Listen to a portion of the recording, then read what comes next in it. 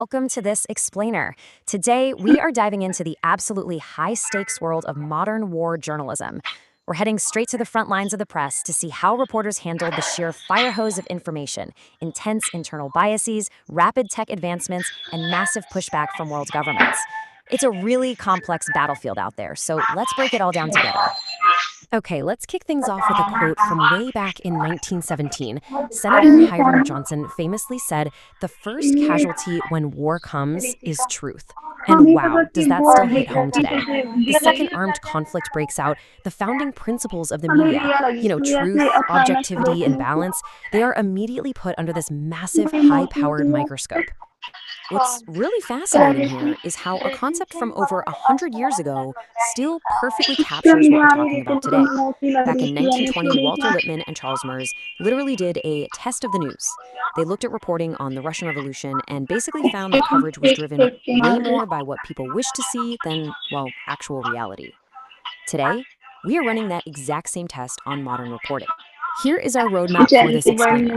We'll be running through a test of the news, unprecedented Ukraine war coverage, the digital reporting revolution, exposing media double standards, governments threatening the press, and finally, we'll wrap up with the limits of defamation. All right, let's jump right into section 1, a test of the news. So, how do researchers actually test the news today? Well, they look at the hard data. Take this recent master's thesis from Hannah Ross at Louisiana State University. It acts as a modern-day test of the news, specifically focused on the war in Ukraine. By crunching the numbers on CNN and the New York Times, researchers can objectively measure exactly where these massive media empires are pouring their resources. Which brings us to section 2, unprecedented Ukraine war coverage. And when I say the volume of coverage for Ukraine broke the mold, I mean it absolutely shattered it. According to the Tyndall report, the American media's focus was just staggering. In just the first month of the war, ABC, CBS, and NBC devoted 562 minutes to the conflict. Think about that for a second. That single month got more airtime than the entire Syrian civil war got in all of 2012. It even blew right past the first month of the U.S. invasion of Afghanistan back in 2001, when American troops were actually deploying.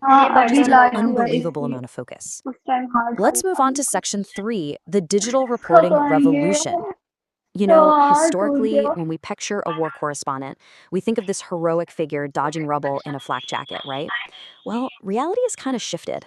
Thanks to modern surveillance, commercial drones, and intercepted phone calls, a journalist can literally sit in a quiet Manhattan office and stitch together a hyper-detailed, minute-by-minute account of a firefight happening half a world away. And this is exactly where open-source intelligence groups like Bellingcat come in. They have completely changed the game. Get this, about 70% of their evidence comes straight from TikTok. Yeah, TikTok. They take public videos, use geolocation to pinpoint exactly where they were filmed, and chronolocation to figure out exactly when. By piecing these digital footprints together, they can verify horrific events like the Bucha massacre using pure forensic evidence that completely shuts down official denials. It's a real game changer. All right, section 4, exposing media double standards.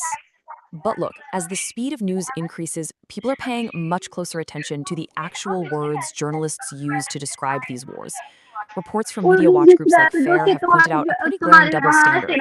Early on in the Ukraine war, commentators on networks like CBS and ITV kept using phrases like relatively civilized, where they point out that it wasn't a developing third world nation. And this exposed this underlying bias where conflicts in the Middle East are often subconsciously treated by the press as just normal and expected, unlike conflicts in Europe.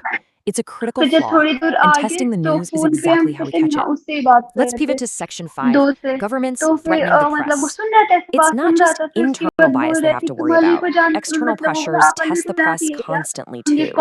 Just recently, the New York Times published an op-ed by Nicholas Kristof alleging widespread sexual violence against Palestinian prisoners by Israeli security forces. And the fallout? It was explosive. Israel's foreign ministry denounced the column as blood libel, and Prime Minister Netanyahu threatened the harshest legal action, basically claiming defamation.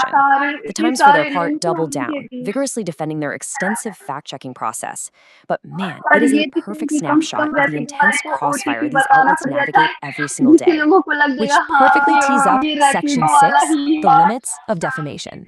So the political rhetoric in cases like उससे this पता is चल गया कि हाँ ये undeniably Rapido fierce. वाला है। But what about the actual legal reality of a वरना foreign अगर आपको government suing ओटीपी a नहीं पता massive होता तो US लोग और newspaper? ज्यादा। Well, media law experts like David A. Logan are pretty blunt about it.